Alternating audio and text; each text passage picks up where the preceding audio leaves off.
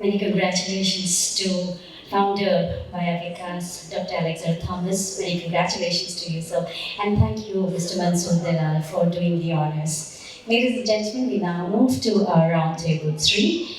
And may I announce the theme of Roundtable 3, Empowering Seniors' Wellbeing with Various Models of Structured Care. Ladies and gentlemen, to dwell deeper into these requirements that we need for our elder care and different delivery formats for senior care and senior living, this session shall focus on identifying the relevance of these other healthcare models for senior care in India and identify the top unmet needs in India today and the associated investment opportunities. Ladies and gentlemen, kindly put your hands together as I welcome the moderator and the esteemed panelist of the session. May I request Chairman-elect ASLI and MD and CEO Antara Senior Living, Mr. Rajat Mehta, to kindly join us onto the stage. I also request all our distinguished speakers to kindly join us onto the stage. May I request Dr. 𝗙𝗃𝗃, Managing Director of 𝗙𝗃𝗃 Senior Care, to kindly join us onto the stage. I also request Mr. 𝗙ص𝗄𝗃𝗹𝗵𝗶, President and CEO India and South Asia, 𝗙𝗽𝗪 Healthcare Managing Director Wipro GE, to kindly join us onto the stage. Also requesting Ms. Mrinalini Mirchandani, Senior Partner McKinsey & Company, to join us onto the stage. We also invite on stage founding member 𝗖𝗵𝗲𝗃, Dr. Alexander Thomas, to kindly join us onto the stage. Before I request, he is also the Managing Director of Max India Limited. With a career spanning 3 decades, Rajat has been a founder member of Max Life Insurance and one of the architects of Max Healthcare Growth, and now the leader for Antara Senior Care in all 3 diverse roles, which are part of the businesses which impact life. Rajat comes from a very humble background and has imbibed strong values from his parents, who are decorated teachers. With those words, may I request you, sir, to kindly take over. Yeah, thank you. So what an interesting morning we have had. Different perspectives, different insights on size of market, as somebody said. India, the demand is never a problem. It's such a big ocean of opportunity. But the ability to architect and craft out business models which succeed is a real challenge in India. So it's not about, assessing, the demand. We talked about building blocks. We also talked about social acceptance being a catalyst in the sector. I was so glad to hear that comment from investors. We have a very different topic now, which is really talking about different ways of trying to address the needs of seniors, and what an illustrious panel. What can I say about the panel? Mrinalini, the senior partner with McKinsey, she leads the private equity and principal investors practice. She's been my go-to person for all strategic issues in the last few years. She's looked at senior care in India and abroad, looked at the trends, so we will talk to her about those perspectives. We have heard a lot about Dr. Alex Thomas, who's been our mentor in healthcare, a very distinguished leader. I remember for the advocacy they did in healthcare, specifically on making sure that violence against doctors was a non-bailable offense. That's what I remember from what you did, Alex. So thank you for being part of this. Chaitanya, who's over 2 decades of leadership in marketing, strategy, and product management, is currently the president and CEO of India and South Asia for GE, and the MD for India for the joint venture with Wipro. He also played the role as Chief Marketing and Strategy Officer in ASEAN region, Korea, Australia, and New Zealand. And he's an MS in Pharmacy from the University of Illinois and an MBA from Stern School of Business, NYU.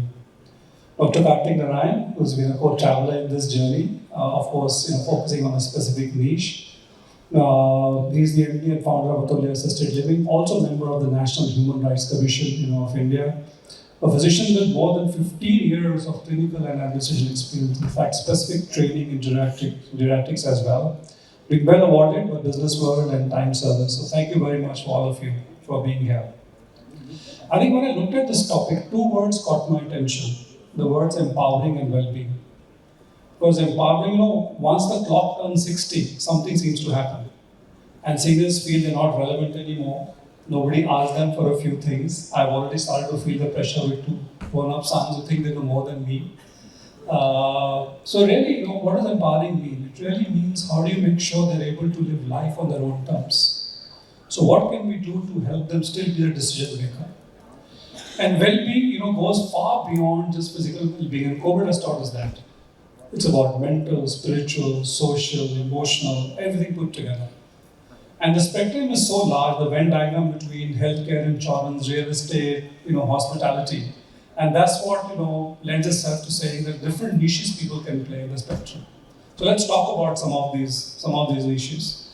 I'll just set the context and then, do my, opening questions to people and request you to address the audience and also answer the question as we go along.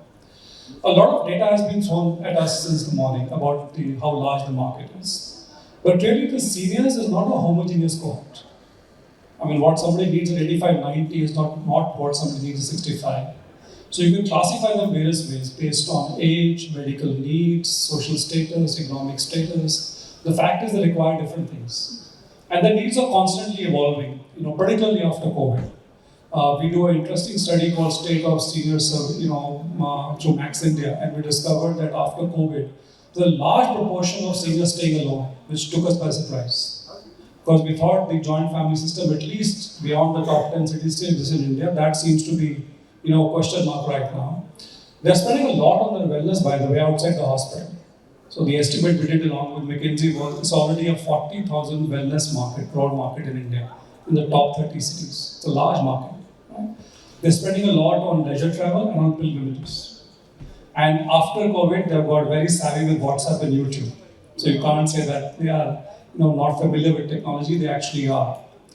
Some of them like to now live in like-minded communities in a safe and secure environment. Some people want more immersive interventions because they need help with their daily, habits that they want, assisted living. Some want the same services at home, some looking for some medical support, some looking for some support on financial services, so the needs are quite diverse and quite large. Just to share a few numbers, 65% of the seniors we surveyed wanted leisure travel. 44% wanted to entertain family and friends, and 30% believed in eating out. And two-thirds of the seniors we surveyed, a sample of 3,000 people, wanted to work till 70, 75. Some because of economic compulsions, and Neeraj is saying yeah, because that's the model he's punting on. And some because they wanted to be active, right? But they really wanted to work much beyond the age of retirement. One more perspective, and that's to do with caregivers. We didn't talk about it. So all of us have heard this cliche that it takes a village to raise a child.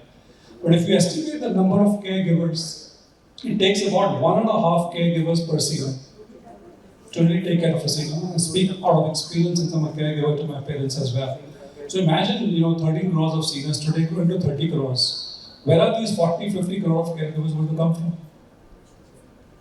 Right? That's a problem we have to solve. So many unsolved pain points in the senior care sector. It's just very nascent, just beginning to flourish right now. So my first question really to you, Mrinalini, taking off from this, that you've looked at the sector in the last 4 to 5 years, and you've also studied international models. What are the trends you are able to spot, and are there any learnings India could take from models outside? Firstly, wonderful to be here in a group of people who are united by, I think, a red thread of empathy, as you call it. It's a wonderful opportunity. I think, Rajat, to answer your question, McKinsey Health Institute did a big piece of research on healthy aging a couple of years ago. And if I were to summarize the one big sentiment that emerged from it, it was that for a long time the investment, thinking and narrative in the space has been about longevity, adding years to life. But it's time now to shift the narrative completely to adding life to years. Because the reality that we live longer is now a given, right? I think, as the BBC put it, there are now more grandparents than grandchildren in the world. But there's another scary data point, which is if you look at the split of life lived in good health conditions versus mediocre to bad, that split hasn't changed in percentage terms. So I think the mega theme which is driving investments and policy changes is adding life to years. If I take that one level deeper before coming to your question on business models, we are seeing 4 or 5 trends play out therefore. I think first is recognition that health is not just physical. All of you have alluded to it. I think the irony is we can't even measure physical health well, right? We talk about disease prevalence, but we don't measure mobility, we don't measure pain. Even physical is not well measured. You come to social, you come to mental, you come to even spiritual health, there's a big gap. But I think one is we're seeing business models emerge that think about holistic health, not just physical health. The second trend I point out is empowerment. What is working is where people are not mandated. I think over a particular age, being told what to do doesn't work. So allowing people, giving them the flexibility and the choice is where magic is starting to happen. And in that spirit, a lot on preventive wellness, etc., versus chronic conditions. The third is the reality on affordability. I mean, this is a segment often where even if they have the money, they are hesitant to spend because you don't know what your needs may be. And even if you have caregivers, the reality is people spend on their children more than they spend on their parents and grandparents. So solutions need to be affordable. I think the last trend underlying new business models is very much around technology. So we never use tech with this sector, but anything that has scaled has tech, and it's not just private sector. Even the public sector and markets which are government funded are struggling with challenges on nursing and others, and remote solutions are helping. But tech is a big theme driving business models that look like they can scale. Finally, I think for and let other panelists share their views, there has been no real scale success we've seen of business models for senior care beyond, I would say, the living space. Residences, living, assisted living, communities, I think this has been an established space. But for the rest, there is actually a huge flood of investments now happening in different spaces. I'll call out 3 or 4. One is the whole area of companionship and assistance. So you actually have unicorns, which now match seniors to people who can spend a couple of hours with them, either playing chess or helping with household things. Equally, not just home health, but just assistance. There's a second big space on community. So you spoke about the travel, but also getting people together, finding ways for people to engage, startups that get set up, we see huge investments there. There's a third around this entire space of wellness and health, and much more preventive now than ever before.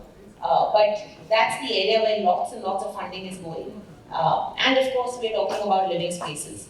But I'd go back to saying, because of the affordability challenge, the business models have not been cracked, but there are more experiments now than ever before. So it's a little bit, I think, we find the success stories in this room.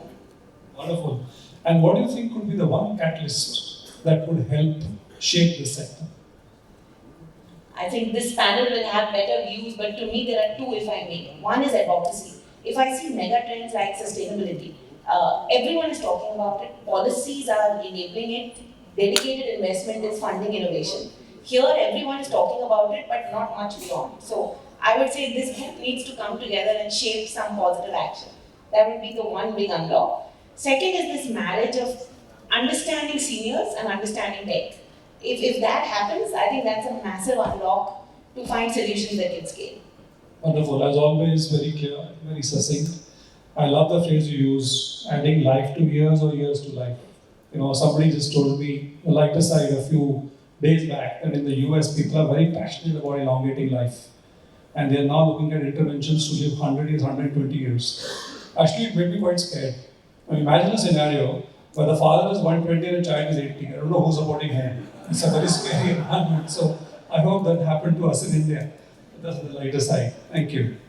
Chaitanya, having worked with 𝗔 for a long time in healthcare, I think you people are really passionate about patient experience and what patients need. I know you do a lot of work in maternal and infant care. But are there any dialogues around senior care in 𝗔? Are you thinking about it? What's the evolution? What are your thoughts around that? Sure. First of all, thank you, and thank you to 𝗚ście. It's a wonderful conversation that we are having about an important topic.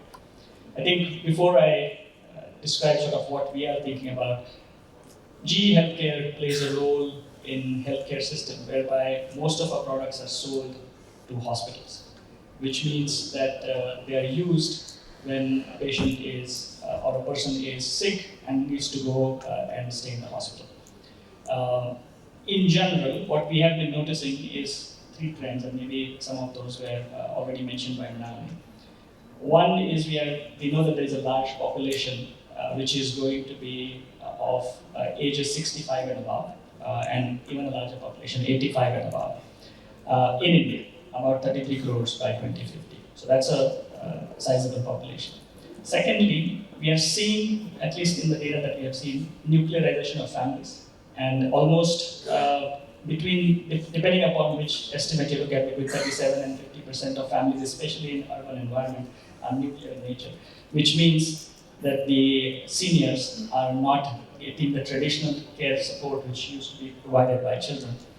And then the third one is there is a substantial amount of interest among seniors, at least from the data that we have seen, to live independently and to be productive members of the society much later in life.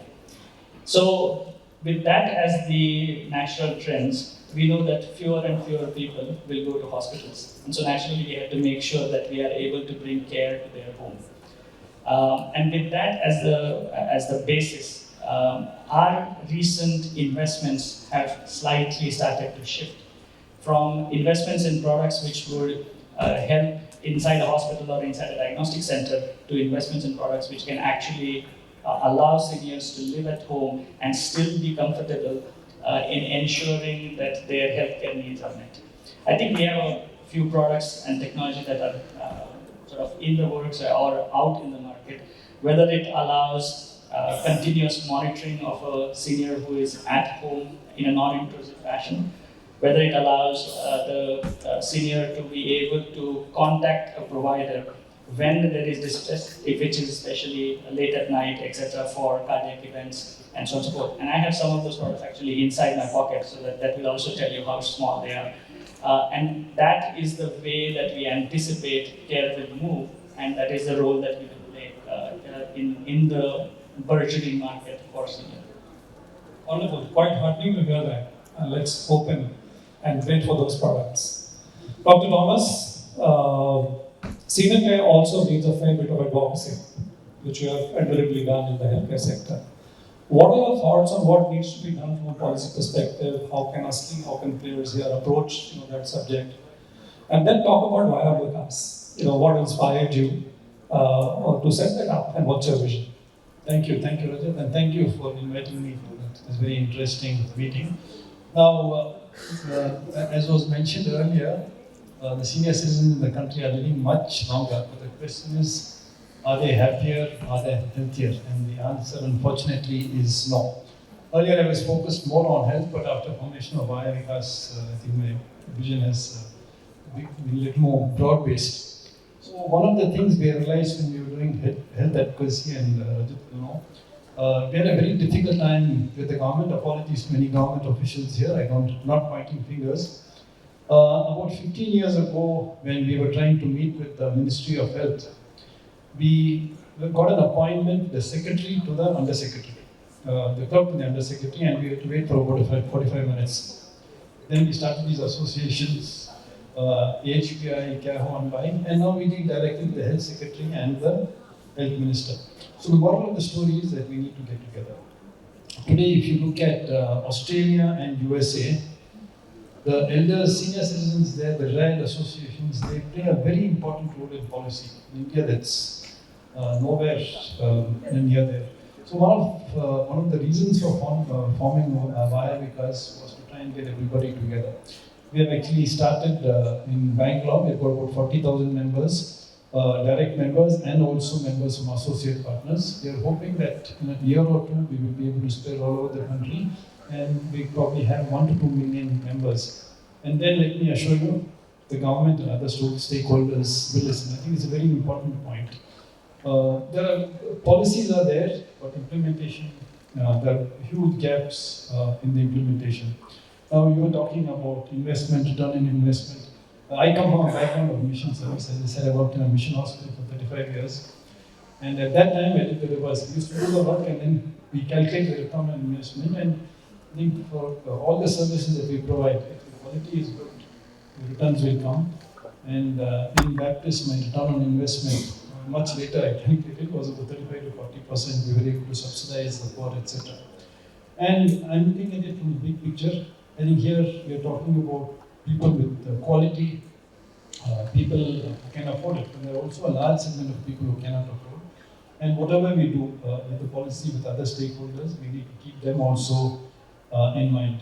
So the reason, as I said, in 2012, Dr. Arvind Mehra had asked me to work with the Planning Commission to come up with a document called Aspirations for the Elderly. And again, we got all the stakeholders in the country together, came out with a document. And that made me realize that India is a country, if you do not address the problem of senior adults, you're going to be in trouble. And there's lots to be done, and I'm glad that today, I'm glad that Mansoor and his colleagues have taken on this. And you can see that there's so much energy, so much need, everybody has realized the needs, and I think connecting with an empathetic need, that is very, very important. So for a few years, we were sporadically doing this and that, but after 𝗙𝗵𝗏 was formed, we have some, as I mentioned, we have some very eminent people. We have a secretariat of 8 people in Bangalore. We have Navneet in Delhi. And we look at different aspects. We look at legal, we look at financial, we look at societal engagement, we look at health. But also, we also look, we're not, it's very important to realize that there are many other equally competent organizations. Many of them are sitting here, and we should not reinvent the wheel. So one of our areas of saying that, which is fulfilling, that they're happy and that they have a good environment.